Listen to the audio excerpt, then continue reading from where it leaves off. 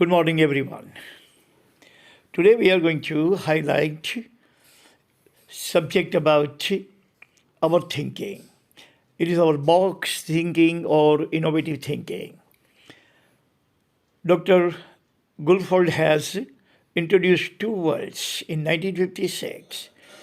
One is convergent, other one is divergent.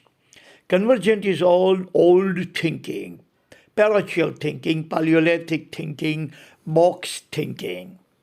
Convergent is all old. Divergent is all new. Novel thinking, modern thinking, classical thinking, world-class thinking, all kinds of thinking is known as divergent. This applies to education, convergent thoughts in education or divergent thought in education. Indian education, in most of the places Indian education is all convergent.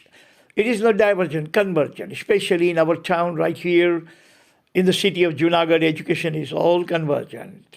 They have been teaching the students same thing, kaka gaga, kaka gaga, kaka gaga, for last decades, for probably 50, 60 years. They have been teaching the same thing, same book, same kind of literature, same kind of studies to the students. There is no any kind of divergent at all. No divergent.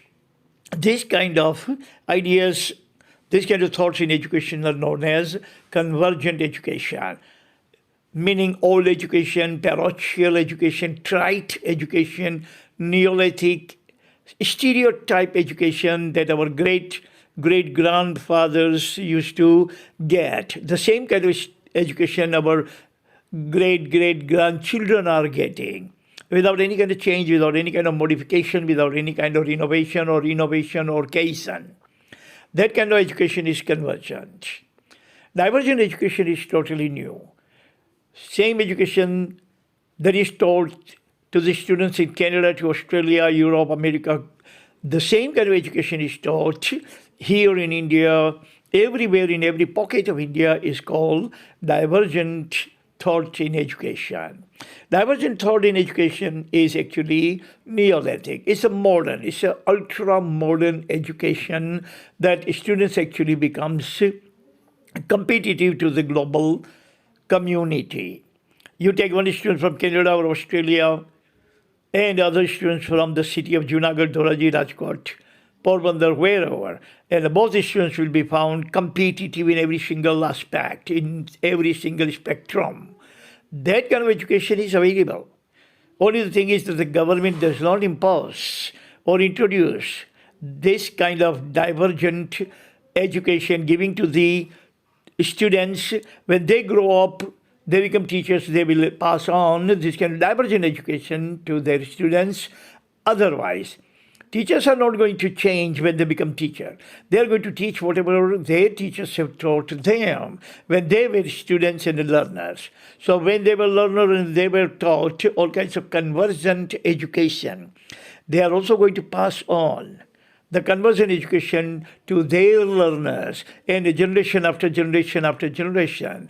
Convergent education will proliferate in the society, which is totally redundant, useless, stagnant, absolutely no use education, unproductive and counterproductive education.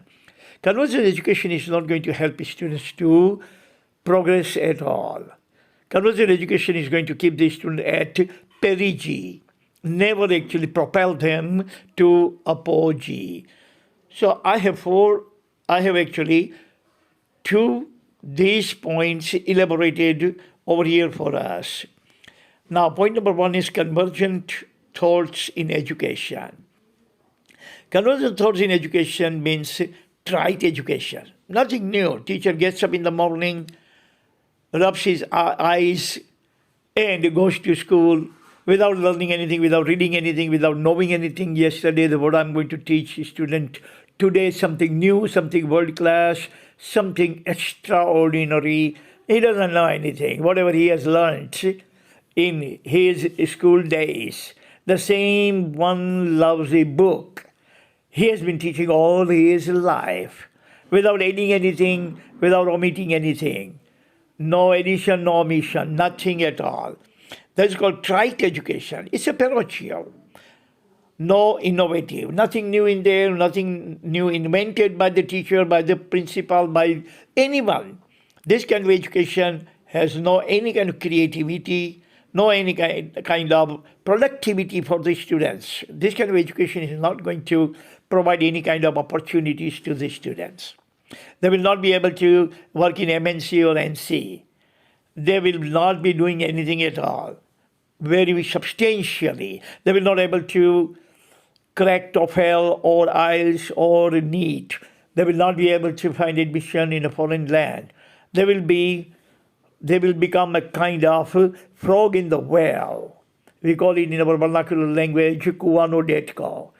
Just dangling their degree, going everywhere and dangle it, go every interview and dangle the degree and get the rejection and wandering here and there and fooling their parents that I'm looking for a better job and I got this job but I don't like the salary and I got the offer but I rejected the offer. This kind of excuses and alibis, they are going to feed to their parents because they have a piece of paper. They call it degree. They don't have anything in their mind. Their mind is absolutely empty and redundant. So that kind of education is fed to the students by the teachers.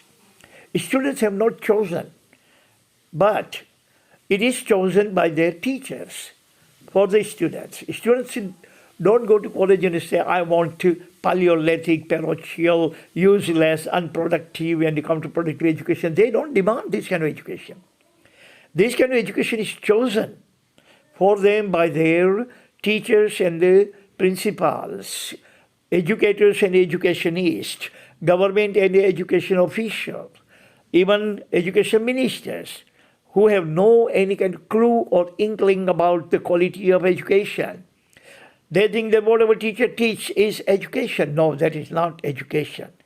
That is redundant babbles only. The teacher has been babbling to the students for a long time and they will babble for a long time. Students are not going to get any kind of benefit out of that. And students are so immature. They are formative. They are not mature or adult that they can actually question the teacher, say, what are you teaching us? Whatever the teacher is going to feed them, they are going to be swallowed it. They are going to swallow it. They are not going to ask any kind of question or challenge anything. But teachers should understand, principals should understand, educators and the educationists must understand, education minister must understand that what kind of curriculum we have, what kind of teachers we have, what kind of school ambience and environment we are providing to the learners.